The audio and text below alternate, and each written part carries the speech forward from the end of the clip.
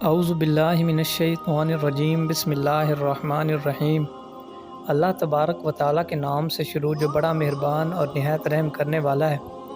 ایک ایسی وادی جو جنوں، پریوں، دیوں اور عجیب الخلقت مخلوق کے متعلق جانی جاتی ہے۔ ایک ایسا پہاڑ جہاں ہر وقت اندھیرا رہتا ہے، سورج اور چاند کی روشنی وہاں کبھی نہیں پڑتی۔ وہ وادی جہاں آج تک کوئی بھی شخص نہیں پہنچ سکا۔ کیا یہ وادی جنوں کا دیس ہے یا کسی اور پراسرار دنیا میں جانے کا راستہ؟ کوہ کاف کا نام سنتے ہی ہمارے ذہن کے اندر کہانیاں جاگ اٹھتی ہیں، ایسی کہانیاں جو بادشاہوں کی حسین شہزادیوں سے شروع ہو کر جنوں اور پریوں کے زیر قبضہ جو ہیبت ناک جادو اور طلسم سے جڑی ہوتی ہیں۔ ایسی کہانیوں کا مرکز عام طور پر یہ ہوتا ہے کہ کسی طاقتور ملک کے طاقتور بادشاہ کی حسین شہزادی کو کسی جن یا دیو نے قید کیا ہے اور کوہ کاف وادی کے کسی تاریخ محل میں لے جا کر قید کر دیا ہے۔ اس طرح کی کہانیاں افغانستان، ہندوستان اور عرب ملک کے علاقوں کی افسانوی اور ادبی کتابوں میں اہم مقام رکھتی ہیں۔ تحریری شکل میں موجود ہونے کے علاوہ یہ داستانیں سینہ بسینہ روایتوں کی شکل میں بھی منتقل ہوئی ہیں۔ کوہ کاف مشرقی وسطی اور عربوں کے مشہور افسانوں میں ایک افسانوی پہاڑی سلسلے کا نام ہے، اور اسلامی روایات میں کوہ کاف کو جنوں کا وطن کہا جاتا ہے جسے خدا نے چمکتے زمر سے بنایا ہے، جبکہ ایرانی روایتوں کے مطابق یہ علاقہ شمالی قفقاز کے علاقوں میں تھا، جس علاقے کو انسانوں کے کسی حکومت نے بھی آج تک قبضہ کرنے سے ناکام رہا، کیونکہ قدیم علم نے ان بلند پہاڑی علاقوں کو اسرار میں ڈھانپ رکھا تھا۔ کوہ کاف دراصل ایک طویل پہاڑی سلسلہ ہے اور یہ زمین کا سب سے دور دراز مقام کہا جاتا ہے، جو داستانوں میں زرتش کی زمین اور سیمرغ نامی پرندے کی وجہ سے مشہور ہے۔ کہتے ہیں کہ کوہ کاف سبز زمرد پر مشتمل ہے، جس کے عکس نے آسمان کو سبز رنگ عطا کیا ہے، اور کوہ کاف کو جنوں کا شہر بھی کہا جاتا ہے، جہاں قدیم زمانے میں جنات کی نسلوں نے بہت ساری حکومتیں قائم کی تھیں۔ امام قزوینی لکھتے ہیں کہ کوہ کاف کئی علاقوں میں منقسم ہے، جس میں 70 زمینیں چاندی کی ہیں اور 70 زمینیں سونے کی ہیں اور 70 زمینیں مشک کی ہیں۔ عربی کتابوں کے مطابق کاف پہاڑی سلسلوں میں سب سے اونچا تھا، جو اللہ کی طرف سے زمین کو سہارا دینے کے لیے بنایا گیا تھا، اور اس دنیا کے اندر جتنے بھی پہاڑی سلسلے ہیں ان سب کی شاخیں زیر زمین کوہ کاف سے جڑی ہوئی ہیں۔ اس طرح کوہ کاف جو سب سے بڑا پہاڑ ہے، تمام پہاڑی سلسلوں کا مرکز ہے۔ زکریہ القزوینی نے 13ویں صدی کے اندر عجائب المخلوقات نامی ایک کتاب لکھی تھی، جس میں انہوں نے کوسمولوجی کے مطابق یہ نظریہ دیا ہے کہ آسمان کو خدا نے تھام رکھا ہے تاکہ وہ زمین پر نہ گر پڑے، اور اس زمین کے چاروں طرف طویل پہاڑوں کا ایک سلسلہ ہے جس میں کوہ کاف بھی شامل ہے، جو ان سلسلوں کو کھوٹی کی طرح اپنی جگہ پر رکھتا ہے۔ صوفی بزرگ جلال الدین رومی نے اپنی کتابوں کے اندر کوہ کاف کا ذکر کچھ یوں کیا ہے کہ طاقتور بادشاہ ذوالقرنین نے آب حیات کی تلاش میں مشرق کا سفر کیا تھا، اور اس سفر کے دوران آپ کوہ کاف تک جا پہنچے تھے۔ جب آپ وہاں پہنچے تو آپ نے دیکھا کہ فرشتہ اسرافیل وہاں قیامت کے دن سور پھونکنے کا انتظار کر رہا ہے۔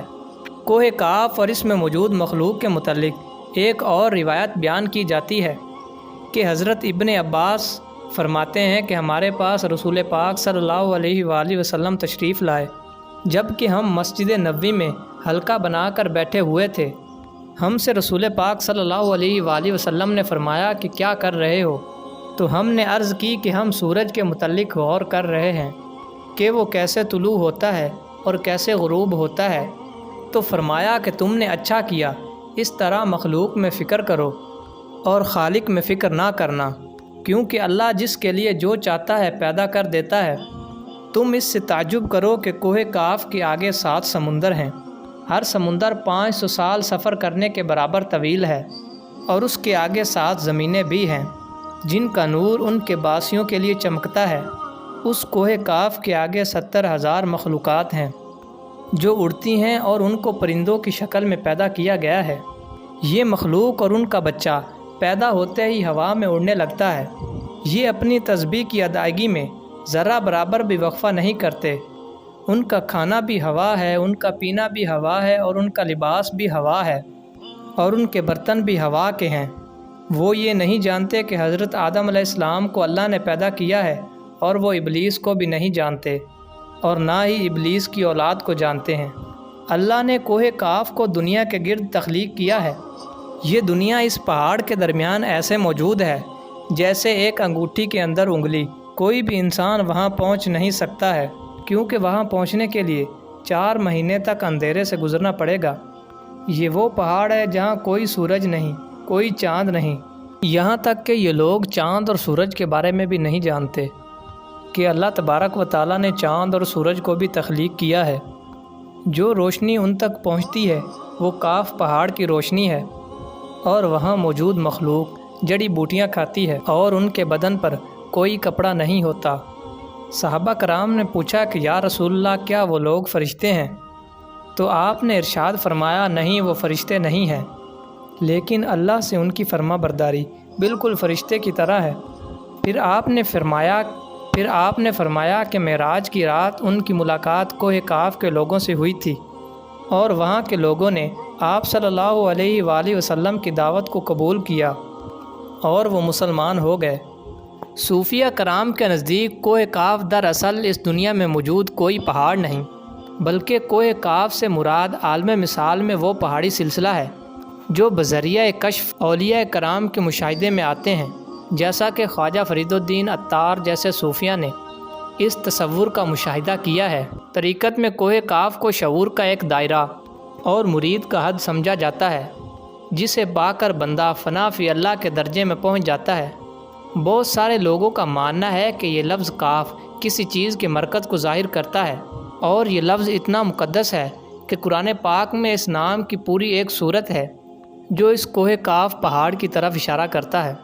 اس صورت میں اللہ تبارک و تعالیٰ کی وحدانیت، زندگی اور موت کا نظریہ پیش کیا گیا ہے۔